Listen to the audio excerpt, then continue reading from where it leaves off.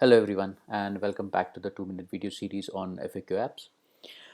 In this video series we are going to take a look at the Freshdesk integration and how the FAQ app is able to capture leads when it is not able to answer a particular FAQ question. Now in the past 4 videos what we have taken a look at is how do we create an Excel file with the FAQ data within it.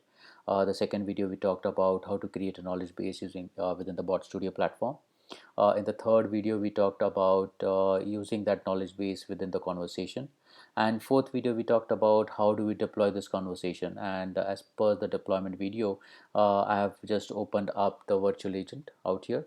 So now this is the deployment screen, and this is the client widget link. So on clicking this, you get a UI where you will be able to play it in the live environment. Now, as we have trained, for a travel industry, what I'm going to do is I'm going to use a scenario or a question which is there from a food industry, something like, I want pizza. Now, the bot is not trained for, from a food industry perspective, so it's not going to understand what the customer is trying to say. Now, for this particular deployment, we have configured as a retry count as 2.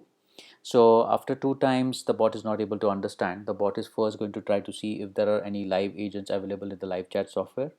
If none of the agents are available, it's going to communicate to the customer, and now it's going back to the fallback mechanism of collecting the information from the customer. So it's asking me saying that can you please help me with your name. So I'm just going to say Nanad Shah. Then it will ask me for my email address. I'm just going to give ninat at business.com, and then it's going to ask me for my mobile number. I'm just going to give a dummy mobile number out here. And with this, what it's going to do is now going to create data within the Freshdesk ecosystem. So it's asking me if you want something else. I'm just going to say no, and I'm going to close this particular chat widget. Now if I go to the Freshdesk system, now you can see it is Ninad amplifyreach.freshdesk.com, and what we had created was ninad at business.com as a contact. Now I'm just going to refresh this thing. Now you can see that contact has been created with an email address of ninad at business.com.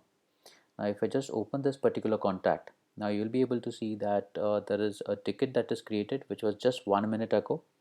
That bot was unable to resolve a request. Now if I open this particular ticket, okay, you will be able to see the entire chat transcript out here.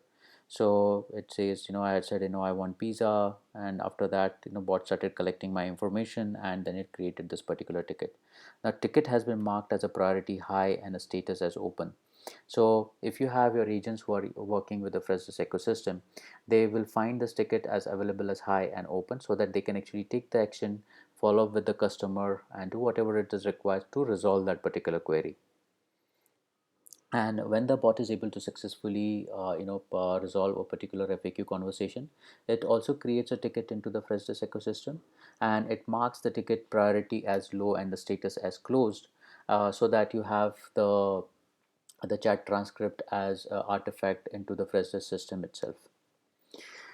If you like this video series, do subscribe to our channel. In the next video series, we'll be taking a look at the other ecosystems like Zoho and Fresh and Zendesk. Thank you.